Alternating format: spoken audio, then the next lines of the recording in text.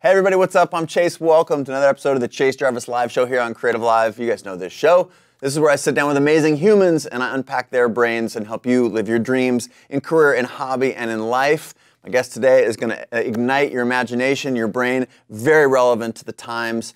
She is a political commentator on both Fox and CNN. And you're like, wait a minute, politics? She's a columnist for the New York Times, the Washington Post, and others. She is the best-selling author of the book, The Opposite of Hate, and we're going to get into it. My guest is Sally Kohn.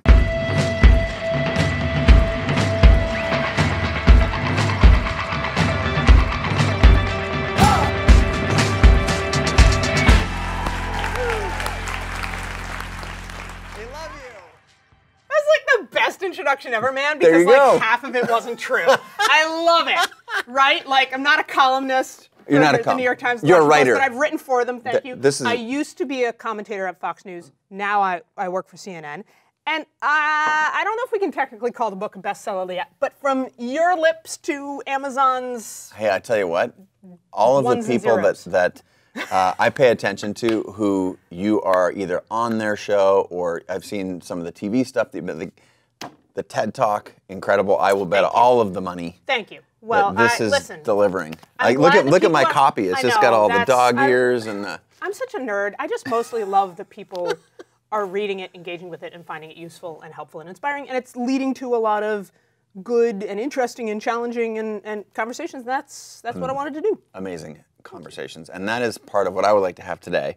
I think we talked right before we started rolling. I came into your work originally on the TED Talk, but also, you know, the community that this show reaches largely identifies as creative or aspiring to be creative, and there's a bully and an online like troll part of the book that I found really interesting because there's a lot of fear for creatives, especially early in their career, putting themselves out there and like, who's not going to like my work or whatever.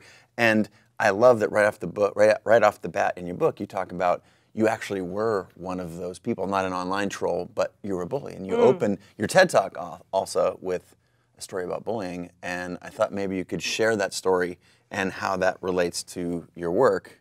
You know, no matter how many times I talk about that, it still feels like a punch to the gut, right? When I was in elementary school, I was a bully.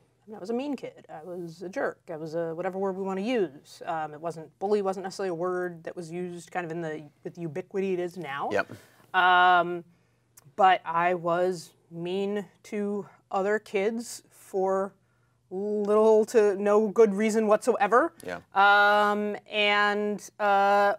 tell the story, the one that I regret the most, the person I picked on the most, who I feel the worst about, who in the book I call Vicky. And in the TED Talk and in the book tells, story of torture. And, it wasn't, people have done worse, people have gone through worse. But for me, it was to kind of reckon with this later in life when I think of myself as a pretty nice person and as a good person. And especially when I started getting trolls, right? So when I started getting hate mail and attacked on Twitter by people I didn't even know, my sort of first thought was like, what kind of person does, like, who does this? Who does this to a complete stranger? Who's mean to someone for no good reason whatsoever? And then I realized, oh, you were. Oh, me, right? Like, and that ultimately is sort of the core lesson I hope people take from the book, which is, look, the truth is we all have the capacity for cruelty. We all have the capacity for kindness. We all have the capacity for hate. We all have the capacity for its opposite at any given moment, past, present, future. So the question then becomes, not just, we have to recognize we're all part of the problem, but then can each of us be part of the solution? Yes. I love that the book is relevant in so many ways. I think if someone's listening to the conversation so far or knows a little bit about your work or a lot, they might say, oh, there's a political angle. To me, the politics is like baked into everything. There's like everything in some way is political, even if we're just in the social contract that we have existing in society. Yes. But to me, the human part that you just highlighted, that we all have the capacity for good and evil, love and the opposite, or love and hate, or whatever so when you say, I have this thing that I'm sharing, which is like I'm divulging that I was a bully, haven't we all both bullied and been bullied? And so is this a particular, like, are you coming at this from a, like, you're special because you were an extra bully? Or? Oh, I don't think I mean, I'm not sure that I was terribly, I'm not sure I'm terribly remarkable in any way. I do think there was something about our psychology, and I get into this in the book, our psychology as human beings and our culture at this moment in time, where we tend to focus on the ways in which each of us are hurt, pushed to the side, marginalized, victimized, and that is true. That's not to discount that, right? That is, in fact, the reason I wrote the book is because I think we have a brutal, ugly history of hate and still in our present today that we have not reckoned with. So that is real. In the book. That is real. Yep. And at the same time, what we don't do enough of, I don't think, is take responsibility for the ways in which each of us simultaneously also is the oppressor or the perpetrator or the hate monger or the, right? Consciously, unconsciously, you know, in small ways and big ways. And to me, and look, the way I found, this comes back to my experience at Fox News, to me the best way to have a conversation with someone is not to point fingers at them and accuse them. Right? Yeah, that's just never nobody, good. Right. nobody likes it. Well, it's just like, and where's I look, you know, in the neuroscience, when that happens, when someone feels like they're being attacked or argued with, their persuasion, rational thinking parts of the brain shut down, and the fight or flight parts turn on, and they just pick a side, and they're not picking your side because that's why you were arguing with them in the first place. Right. So that doesn't work. And what I've found is the best way to get someone to see themselves is to work through and show you're struggling to see yourself too, right? To say, look, I'm not here accusing you or just accusing you of being this or that or having these biases or those biases. I have them too. Yeah. And that becomes then, there's a certain space, right? And I actually think that's one of the things that creatives do the best in our society is help people see themselves through art and through work and through culture, showing yourself. Yes. Brilliant.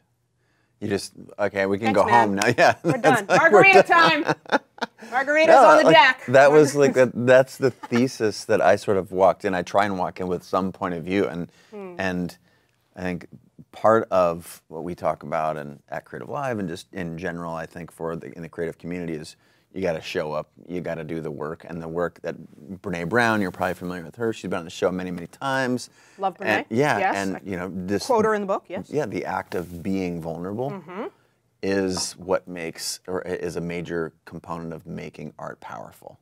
And if you're not being vulnerable, it's also what makes people artists. Yeah.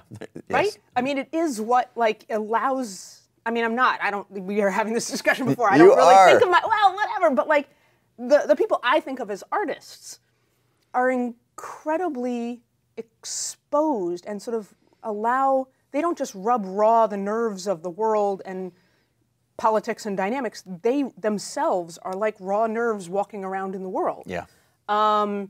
Helping people understand pain and experience and suffering and beauty and kindness and you know, I will say this much. One of the things, one of the takeaways for me, and this is hard.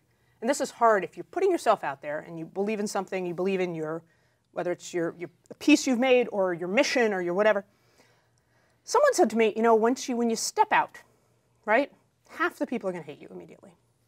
Now, I don't know if that's 100% true, like it's whatever, and it's a big number, yeah. But you know, there's a piece where you do have to become to be vulnerable. There's a paradox, right? Oh, that if you are making yourself vulnerable, right? That means you have the capacity to open yourself up, expose yourself, interrogate yourself, show yourself. That also means you have opened yourself up to be, you know, exposed, wounded, hurt, right? I mean, that is the paradox, I think, of art and creativity and public discourse and democracy, right, and engagement in our time. And that's not easy. That is not an easy paradox to reconcile. Well, let me, if I may, address how I think what you've done is wildly creative. And the paradox that you just cited is also, I think, wildly able to be seen in that you have identified politically as very liberal, and yet you worked at Fox News. And also at CNN. It was a form of protest art? Yes. But I think that, when you're intentionally putting yourself in that position, whether it's to make your voice heard or to represent a view in a world that wasn't, I don't know, I'm presuming, but maybe you can share with us, and that's what I think our culture needs, and I think it's a huge message of your book, is putting yourself out there, but I'm fascinated by that, and I think the parallels between art and vulnerability and putting yourself out there, maybe you could make that case for us in your own experience of being on both Fox and CNN, which are seen as opposites. Look, I think there's lots of reasons to have a voice in the world and to use your voice in creative and powerful ways. And one of those ways is certainly to be soothing, comforting, stabilizing, encouraging, inspiring to your own community. Yeah. Right? People call that preaching to the choir. I don't think it's preaching to the choir. It's choir rehearsal. That's valuable. Yep, that's sure. important. And to provide spaces for healing and, for sharing and that's valuable. Before I went to the media, I spent 15 years as a community organizer. My life's work then and still now is to make change in the world. And part of the way that I make change, there's lots of different ways. One of the ways I make change is to change institutions, systems, and policies of injustice and inequity. And those things tend to not change unless people change, right? Because it's people who have the role in setting. It's more complicated than that. I get into it in the book, but there is this relationship between institutional, structural change and the individual. And I happen to be, because of my background, because of who I am, because of my, privilege in life, because of being, stubborn, whatever we want to call it, able to move and have certain conversations with certain people that other people don't feel like they can or want to have. Fair. Cool, their choice. For me, part of the reason I ended up writing this book is it took me a minute, more than a minute, to realize that all the people on the other side were not irredeemable. Were not just totally and completely hateful.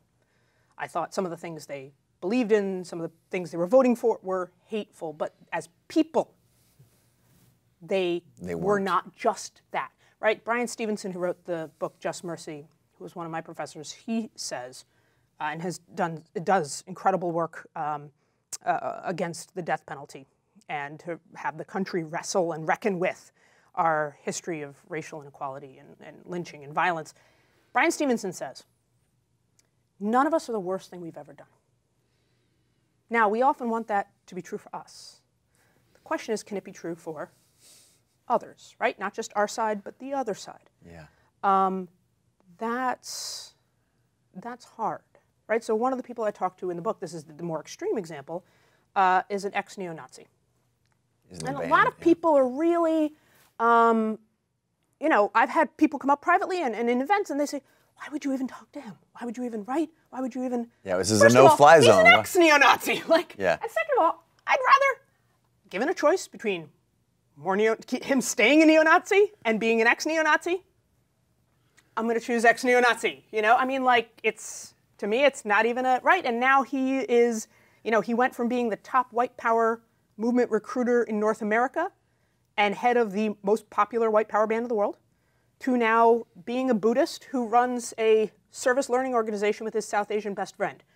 Given those two choices, I'm picking change. Yeah. And I believe, because you see him do it, you see other people, you believe people can change. Yes. We have to actually give them the hope, the opportunity, the encouragement, the reasons, the challenging, right? To give people a chance to change. There's the Tolstoy quote at the end of the book that I find so powerful, which is, we all, something along, I'm going to butcher the beautiful quote, but it's, we all want to have change in the world. We just don't want to make the change ourselves. And when I read that bit about the neo-Nazi, ex-neo-Nazi, and make sure to call him that, and to see that powerful change, and maybe you could recount a little bit more of that story, because there's so many good stories. You go to the Middle East, you investigate both sides of lots of issues, and I think that's part of the power of the book. But maybe if you could recap for us, just as an anecdote for our conversation here, what did you find when you had the conversation with the ex-neo-Nazi? So, sort of putting aside that other pragmatic piece about, like, again, here it's we a are. no-fly zone. Here what are we you doing? are. Yeah. Well, I mean, here we are. Like, I understand people don't want to engage, but here we are. Yeah. And if you have the opportunity and think you can make a difference, and through your speech or your art or your then that's why we're here. For sure, that's literally what we're talking about. I'm hoping for change. I'd like there to be fewer neo-Nazis and hate mongers in the world in general. I'm just gonna go out on a limb and say that. But it's also, before you go on, it's very clear that we make known for this conversation that it's not about that. This is about the change that we want to see in the world and how you go about. That's why we're having this conversation. It's culturally relevant for sure, but also specifically for the populations of creators. Like, what do you want to do? What do you want to say with your art, with your point of view? Having a point of view is an important part of being human. Well, and look, I'm going to just make a footnote here, which is, I'm not saying that to do this, you let go of your deeply held beliefs, right? Yep. I think our differences and our disagreements as people are what make us great, right? So, I literally argue about politics for a living, so I'm not letting go of my viewpoints anytime soon. Yeah. The question is, can we do it in a way that creates space for learning and grace and compassion and forgiveness, as opposed to a scorched earth, for me to be right, you have to be wrong. For me to win, you have to lose. For me to be good, you have to be evil. Yeah. That locks us into the dynamic that leads to no change and leads to nothing good. Mm-hmm. So Arno Michaelis, who's the ex-neo-Nazi in the book, is fascinating in so many ways.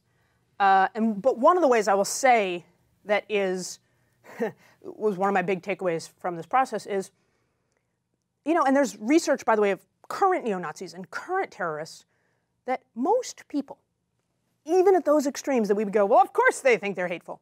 Most people don't think they're hateful.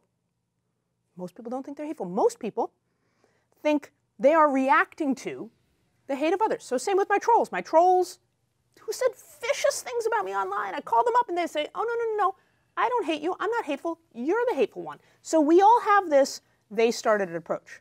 What was interesting about Arno is, as a parent especially, as a white person, I was desperate to find something in his life history, in his narrative, that explained how he became a neo-Nazi, so that I could tell everyone, hey, don't do these 3 things, and or make sure my kid, and whatever. Yeah. And what's disturbing is that there's nothing particularly unique about him. What's disturbing is how rather normal he is. And to realize, and by the way, in story after story in the book, that what is hard to wrestle with when we look at situations of genocide and terrorism is that there is a context that is created in which otherwise good people do horrible things and feel justified doing them. And they're not inherently evil. They're not, right? They're us. Yes, they're we. They're us. They're we. In Arno's case, there's also research that backs this up. His experience is, believe it or not, most people who join extremist hate organizations don't start with the ideology. They don't say, God, I really hate X group, Y group, B group. I'm going to find a group for that. Like, let me Google that, right? Yeah. Instead, what they start with is the need to belong, or the desire to belong, right? And the term the researchers use is that they slide into the ideology. And you talk to terrorist recruiters and neo-Nazi recruiters, and what they're looking for is the disaffected, the loner, the lonely, right? And they pull them in, give them the sense of belonging, and then the identity of hate actually amps up from there. But it's not what we start with. Interesting. And it's also, the other piece is to recognize that, like, you want to feel uncomfortable? Reckon with the fact that, okay, then you can go, wait a second, okay, so it wasn't his childhood, it wasn't his town, it wasn't his parents, it wasn't his whatever, it wasn't necessarily that he had this ideology and then how the hell does he become a neo-Nazi? And you go, well, because he was raised in the United States of America, where we have a history of incredibly profound, ugly, and intransigent racism, and a present of endemic racial bias, and an still enduring ideology of white supremacy, that means anyone could end up in that situation, right? Like, that is the reality that we have to reckon with. And how do you, speaking of reconciliation, how do you then reconcile, now these are different, potentially very different orders of magnitude or varying degrees of, but how do you then recognize that you were a bully? Like, do you go like, oh, I mean, I don't want to align being a bully with, but conceptually, like, you just went through talking about how you can see it happens, and there's this there's a really simple,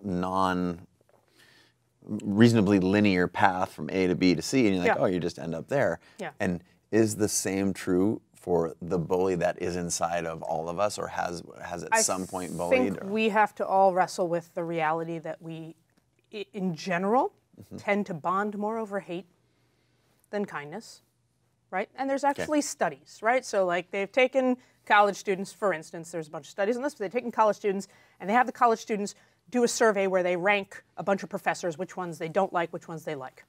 And then, seemingly unrelated, they're asked to review surveys of other students who have made similar rankings, and they immediately feel more affinity to the other students who disliked the same people they did, right?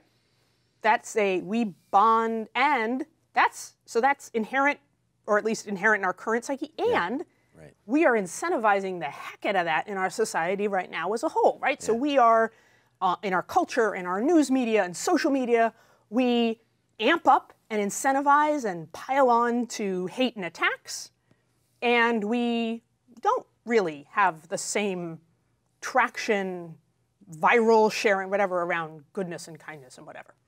So that is a reality. Now, I'll say this much. For me, again, it goes back to the difference between guilt and responsibility, right? I think guilt's a very frustrating sentiment, right? Yes. And I say this as someone who grew up Jewish, so I'm very familiar with guilt. I know how it's been used. I know how it was used on me, and it was never constructive. And it's a very, as an adult, guilt is this very sort of pious and self-referential kind of thing, right? That it's like, I'm trying to address a situation, but really I'm just in my little turtle shell feeling badly and whatever. It's not constructive, right? You didn't get us here. We didn't, right? Like, you and I aren't responsible for the history of the whatever. We had our piece and we did it, and here we are. And here we are, right? Like, whatever happened that made me a bully, and right, here I am. The question is, what are we going to do going forward? What's each of our responsibility? What's each of our responsibility to look at the dynamics of hate and otherizing and demeaning and dehumanizing certain people and certain groups of people because of their ideas and their identities? What do we do to not just get stuck feeling bad about it, wringing our hands, right, and actually do something? Imperfectly, you're going to stumble, you're going to whatever, but, like, be part of the solution. This is an amazing shift in our conversation that you're leading the show here. This is like perfect. So so what, I mean, I know some things because I've read the book, but what, prescribe that to us? Like, how do we get great, how do we look at, and this is, I think, where art plays this amazing, potentially amazing role in this solution. But what's your prescription? So my first piece is I'd like us to move past arguing about whether we have a problem. Like, it would be nice if we could stop arguing. We are still, in general as a country, locked in a debate about whether there is racial inequality and gender inequality and whether they matter, and whether economic inequality is structurally created or just natural and inevitable. And then we also are having a whole other, related argument about whether implicit bias, unconscious bias is real and isn't, right? And it's like, we got mounds of research, mounds of evidence, like, Could we stop arguing about that? It's very similar, obviously, in a profoundly different way, but it's similar to how I feel about climate change. Like, wait a second, why are we still arguing about whether it's real when we, at the very least, we could argue about the solutions, right? I would like us to get to a point where we are not arguing about whether hate and bias are real, and instead arguing about what we do about it. Yes. That would be a huge step forward, right? The other piece I'll say is, look, I get into it in the book about all the sort of ways we need to address this at the structural level, right? The fact that we have massive economic inequality, the fact of Islamophobia and anti-Semitism and sexual harassment. These are structural problems that exist in our institutions and our policies and our communities and our workplaces. And each of us can do something about it, both at that level, when we can, but also it starts with ourselves. And the answer, so the opposite of hate is not love. You do not have to love someone to stop hating them.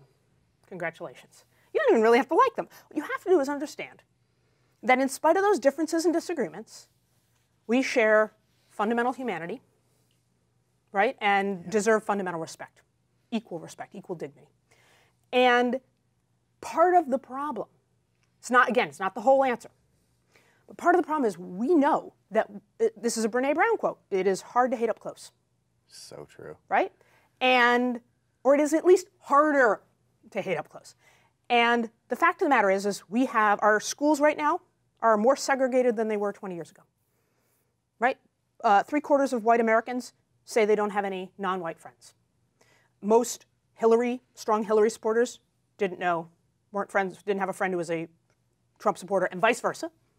53% of Americans say they don't know anyone who's Muslim. That kind of non-connection allows hate and otherizing and demeaning and dehumanizing to fester and to land. So part of the solution is getting out of our boxes, out of our bubbles, connecting at deep levels, having the conversations, having honest and hard conversations. That's how we start to change. And art is such a critical step in opening that first dialogue, I feel like, because in both service of admitting that there is a challenge and then be moving towards that connected, more compassionate. I think that's a remarkable observation. And I'll tell you, my wife and I were having a conversation about the title. Oh. Because I hate it? Couldn't resist. Thank you, I was here for you. No, please. I try and orient toward things that are positive. And even conceptually, the opposite of hate being that, and it's genius once you know the book, which is what I think it's a very creative solution for getting us to open the book. That it isn't love, and that it is just showing up, being present, acknowledging that there's this an equal but maybe opposite other, and not opposite in the love-hate way. I think that's it's brave of you to title your book that, because I think it's I don't know, it's potentially off-putting because it's negatively oriented. And then you share that little bit, which is like, people tend to orient to the negative, like you just said. So maybe there's some brilliant marketing in your book title. But if someone was just to ask you plainly, what is the opposite of hate? I say connection. Connection. Yes. Both connection it's also the solution to hate, right? Not the complete solution, right? But in the book I talk about 3 kinds of connection. I talk about connection spaces, right? That we do something about the way we are segregated by class, by race, by immigration status, by religion. Like, we need to address that. That goes part of the way to addressing hate. The other piece that I talk about is connection speech. So actually how we engage with one another, that we engage with kindness and compassion. Compassion, being compassionate towards someone isn't the same thing as agreeing with them. Yeah. It's just being compassionate and kind and being open to hearing someone else's experience and letting it relate to, dance with, challenge, coexist with your own. Yeah. It's not trying to destroy someone else, right, because you disagree. So connection spaces, connection speech, and then connection policies we actually do need to address, inequality and the pay gap, and we need to address immigration policy that is propagating hate and inequality in our economy and in our communities. We need to do something about, we need to rename the criminal justice system and stop calling it a criminal justice system. That's Orwellian. It is not a justice system at all. And we need to address structural racism and other forms of injustice within the criminal system. So I will say this much. The reason I liked the title is, you're right, it kind of does play on that, but also it's not a destination. This is not a like, hey, I've arrived, I've figured it all out, I'm perfect, I'm right. To me, what the book is a process of laying bare both my own struggles and the struggles I think we're all having with how we relate to one another, how we feel strong and sure in our own ideas and identities without attacking and undermining others, or feel attacked and undermined by others. And it's not, we're not there. I'm not there, we're not there, we may not get, but like it's the journey. To me, the process of wrestling with this and struggling with it and doing so hopefully in an open way is actually the point. Yeah, you had a term for it in the book that I'm trying to remember right now about the journey. I think I'm going to try and go there. Right. It's if you we can make it up. If you get a little bit of hate on you, it's not horrible. What you have to do is wash it off. Yeah. I think you said something. No, I didn't say that. Gosh, who was it who said that in the book? Someone super smart. Yeah, sure. someone super smart.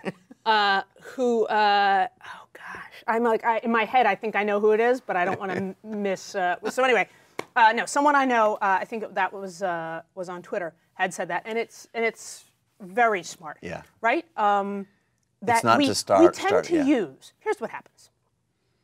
Like I said, we have this. They started at philosophy of hate, right? So I don't wake up in the morning intending to be hateful, thinking I'm hateful. You don't wake up in the morning intending to be hateful, thinking you're hateful. But somebody does something hateful, and you feel, well, they started it, so, right? Yeah. Now, fair game. Yeah. And then you do something hateful, but you weren't the originator of the hate, and therefore your hate is somehow less bad. And we could actually argue that it is. I don't think all kinds of hate are equal. I do not think both sides are equal in, right, historically and in the present, in who is most responsible for perpetuating hate. And I don't think that the answer to hate is more hate. I don't think the answer to injustice is more injustice. I don't think the answer to cruelty is more cruelty. Now, I will tell you this, you can only control yourself. So my biggest takeaway from this journey, still a work in progress, every day. My biggest takeaway is if that's how it works, if that's how hate operates, that we all use the hate of others as the excuse, then what I take away is I do not want to be the excuse for someone else to be their worst self. I don't want to be the excuse for someone else to be their worst self. What I'm going to try to do, is to be the inspiration for others to be their best selves.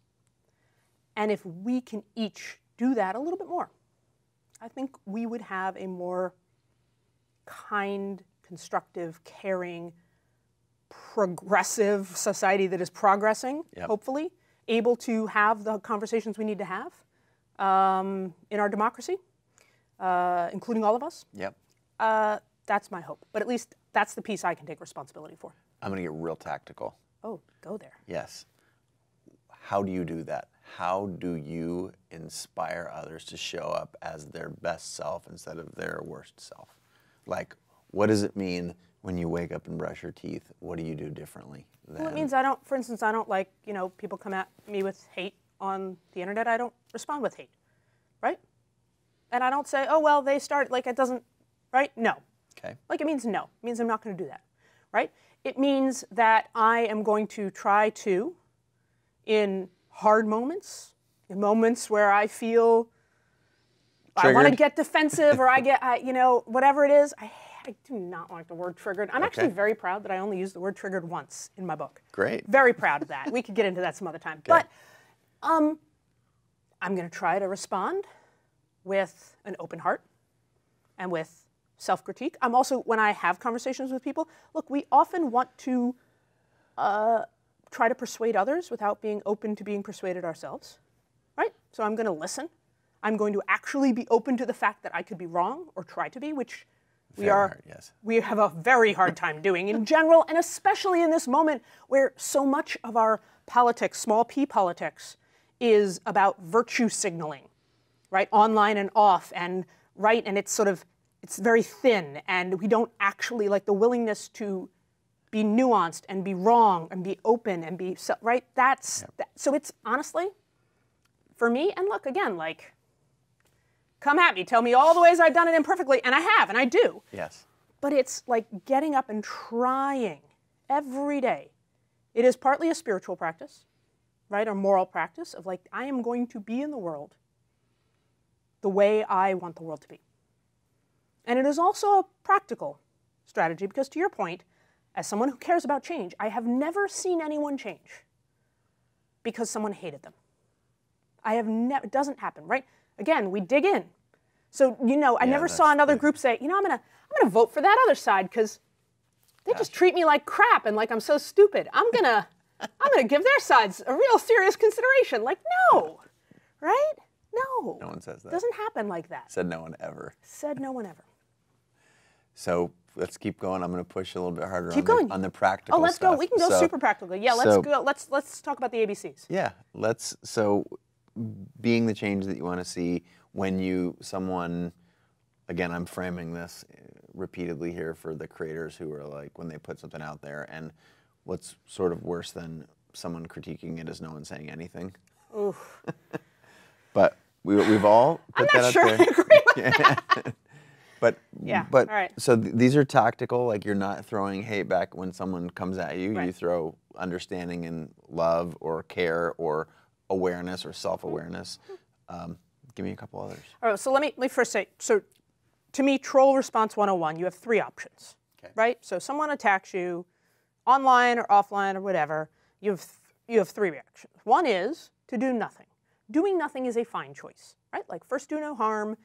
It is about preserving your own sanity and your sense of safety, and you may not want to engage, and that is okay. Yep. Like, that's fine. Don't want to get your heart rate up to 65. You're not making the world, right? Like, it's unhealthy for you, it's unproductive, you don't feel like you can for whatever, like, okay, then just ignore it. That's okay. That's option A.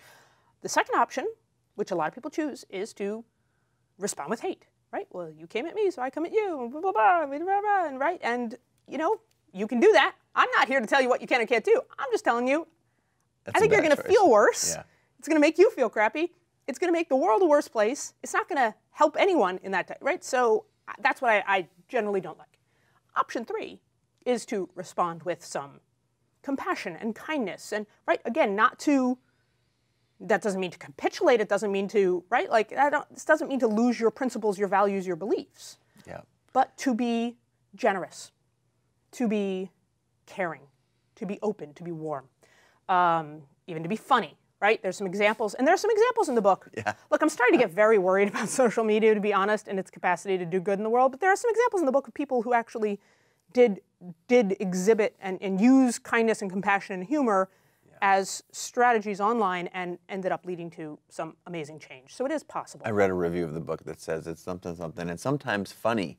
And I was like, and it opens up with all this stuff. Like, how do you get funny about this stuff? But you actually do. I tried to write a fun romp through. I mean, listen, like, look, I wrote a book that I hope a lot of people who aren't usually engaged in these conversations can find their way in to then thinking about hate in the maybe colloquial ways of the internet and school bullies and whatever, and also terrorism and genocide, whatever, and also structural bias and implicit racial bias, and, like, I think we need to be having those conversations.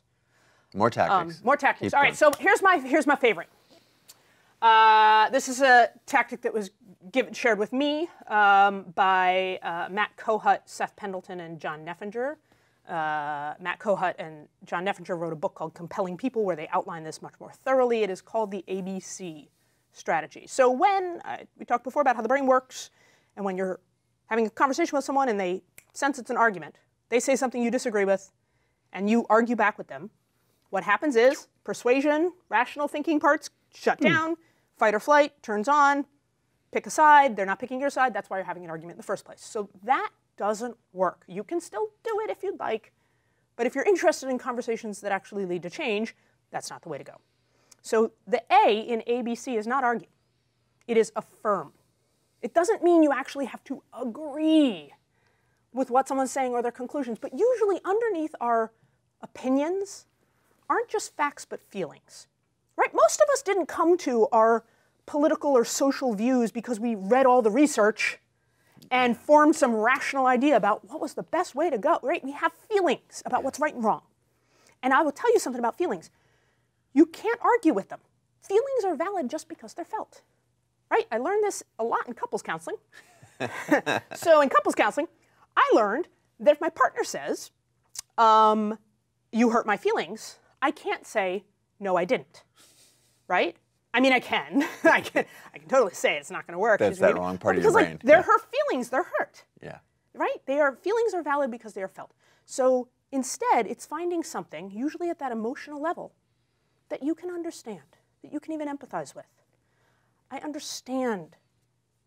I'm worried about the economy too. I also, I'm worried about terrorism. I'm worried about violence. I'm worried about my kids being safe at school. I'm worried about, right? It's a feeling. Yeah. It's a feeling. And what that does, here's the important thing. What that does is that doesn't say to the person you're arguing with, it doesn't say you're invalid, right? No one wants to feel that their concerns are invalid. Now, for instance, let's talk about terrorism, right? In the United States right now, since 9/11, 3/4 of terrorist acts, or acts of mass violence, were committed by white right-wing extremists. But the news media covers terrorist acts by Muslim extremists 4 times more. So people fear attacks by Muslim extremists. And we have a whole dynamic of Islamophobia and policy consequences to those fears. I think that fear is wrong. I think that its roots are right, misplaced. But people feel it. And I can't just tell them not to feel it, right? Yeah. I mean, of course they feel it because I've been criticizing the media and the politicians, whatever, who have made them feel it. So then the fact that they feel it shouldn't surprise, that's why I'm criticizing the politicians and the media for doing this. So people feel it. And I can't just say your feelings are invalid. That's like saying you're invalid. So affirm the piece that you honestly and authentically can, right? We all want to be safe. We want our kids to be safe. We want to, right? The B, ABC, the B is not but. Because but, again, I learned this from couples counseling, everyone, public service announcement. If I say, I'm sorry, but, it turns out what that means is not sorry at all. Like everything before the but was a giant pack of lies. So you can't say that. So, by the way, you also can't say however, which is the Harvard of buts. No fancy buts. The B is a bridge. You say, and that's why, or the good news is, or just or, and then the C is what you actually wanted to say right out of the gate, your facts, your opinion, or whatever. The C is your content or your convincing. But it's starting the conversation in a way that connects, right? That's why it goes back to the idea of connection speech. Yeah. You're starting in a way of connecting as opposed to I'm like you. Attacking, demeaning, distancing, right? Yeah. Which doesn't change anyone's mind. It's very much like nonviolent communication, which, for those of you who are not in the know, it's a form of communication where you identify feelings, not thoughts. If you say, I think you're pissed because, versus you say something about yourself and it's a feeling, because it's almost, there's a human connection that happens when you're talking about feelings. If you can rationalize what we're saying here, that feelings are valid because they're felt. And if you say, I feel scared or worried or upset, or and it has this very powerful way of disarming your statements, such that when people, I think maybe it has something to do with the neuroscience. If it doesn't fire up that fight or flight and allows you to still be present in the moment. Like, oh, the person who's feel validated. Yeah, the person across from me feels something that is not a good feeling because I understand that feeling. They've said that they have that because of this moment that we're sharing together. And then when you think about, you're more open to hearing requests after you position yourself as feeling some of these negative emotions, afraid, scared, hurt, I statements. Yeah. Again, couples counseling. Am I the only one in the room? Anyone? Bueller? You know what's great is that my partner will never see this, so I can tell you that, for instance, she has a really hard time with I statements. Love her like crazy. Going on 16 years, has a really hard time with I statements. And she kind of gets it now, right? But she'll still be like, I don't understand why I feel like you're being an asshole isn't an I statement. And I'm like, okay, it's not. Right? Because an I statement is actually about you. Yes. And to your point, it's like, can we it's disarming. It's disarming to be honest. Yeah. And to be self-effacing or self-reflective or even self-critical. And to say, I'm not just, and to not attack someone as being an asshole or being hateful or being this or being that or whatever. Because first of all, none of us are the worst thing we've ever done. None of us are also the worst thing we've ever said or thought. The worst person we've ever voted for, I hope. And I'd like more people to have conversations that lead to change. So powerful. Thanks, man. So I'll let you off the hook now for, you gave us some very nice I tried. I mean, you gotta buy the book to get the rest. I can't, let's just, shall I read to it for you? And page 1. Advice for people who want to put themselves into a position where you have put yourself. I think you put yourself out there. It's a very, whether these are teachers or, again, in our case, creators who have something to say and want to put themselves out there in a way.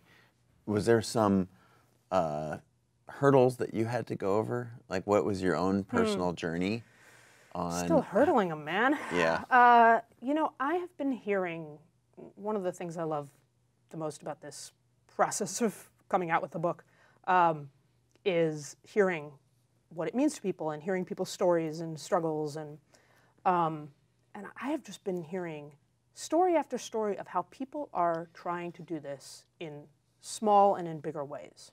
So friends who, lifelong friends who broke apart over the last election, who have decided that what they're going to do is start once a month. They're going to pick a divisive issue, a hot issue, and research both sides. They're both going to research both sides and have a conversation about it. Wow. Just and how they feel and try and get into the nuance and and a real conversation with kindness and compassion, right? That's a teacher in high school who says look, this is where my politics are.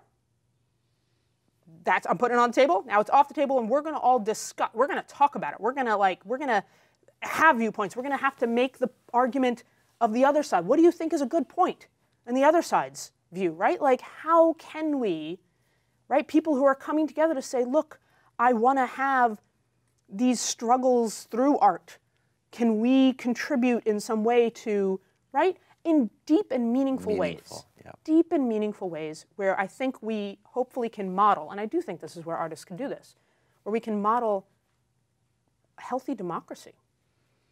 Decency and beauty and kindness narrative and compassion conversation. And a recognition of mutual humanity and through the way that we engage and produce then art and content in general that then shows that. I mean, I'm thinking of there's a wonderful video that a group I work with, Mike, did where they had a conversation between an NRA supporter and a student who was organizing for gun control reform. Like having, and honestly, creating, whatever the issue, whatever the topic, we're not doing it well in mass media. And we're not doing it well in social media, right? It needs intimacy, sensitivity, individual, nuance, sophisticated, right? It needs, and I think that is where art can, look, art breaks us open. It does. I will be honest, art breaks us open, and we are a broken country in a lot of ways right now, where each of us needs to be broken open to that brokenness in a way if we're going to heal. That, just keep going back to Brené's work, like laying yourself open and being willing to be vulnerable or raw, as you talked about earlier. I think that's such a huge piece of making this a successful dialogue. And it does go back to how you can articulate your own point of view. If you start from I statements and about your feelings rather than your thoughts or your political points. Is there what has been your biggest challenge on, so you talked about. But we've all, you mentioned what a challenge was. What do you think your biggest challenge has been in writing this book? Oh, I mean, really, how much time do we have? I think we all struggle in the space between intention and impact, right? And I think there are people, especially who have had the history of privilege and entitlement, to think that intent is all that matters, and it isn't. It isn't.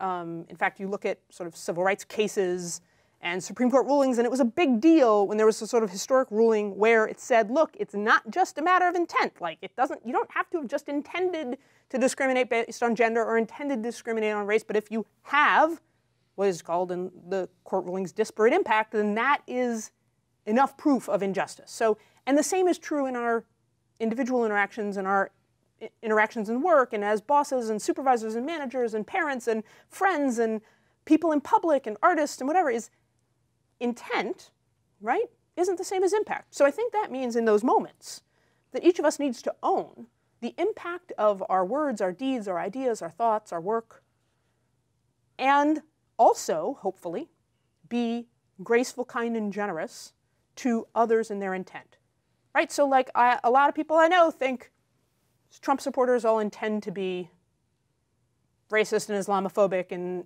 hateful and blah, blah, blah. And some certainly do. I will tell you, most don't. Most don't. That doesn't mean that the impact of some of the policies and politics that they've supported doesn't mean that doesn't have that impact. But hopefully we can get to a point where we can start to have nuanced conversations about hate in our society and hate in each of us, where we can recognize, again, it goes back to paradoxes. Like, this isn't I'm so sorry, I wish I'd written a simpler book where I solved it all, but this isn't hard. This is hard. This is hard. It's gonna, it's gonna be hard. And I still think it's the work worth doing. If there are, well, it's my goal that these conversations are long form and they give space for these more complicated conversations. I love that.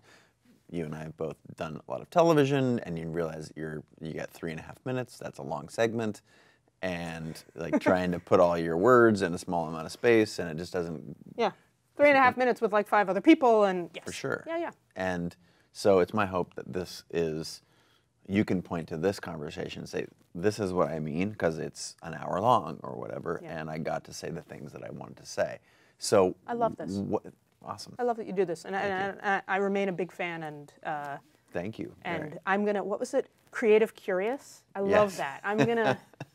I might change that to my Twitter profile.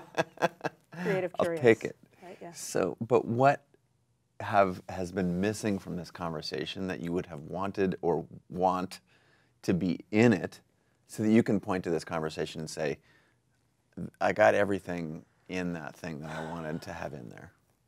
Oh, no, man, he was phenomenal discussant. This is extraordinary. Discussant. I mean, it was, I think there's an open question that got put on the table, and I'm not necessarily, right, this is maybe our chapter 2 of this, right, like this conversation, but, there are, creatives have always been artists, writers, thinkers, right, public space practitioners have always been important to shaping public discourse and modeling, ideally, either constructive or destructive public discourse.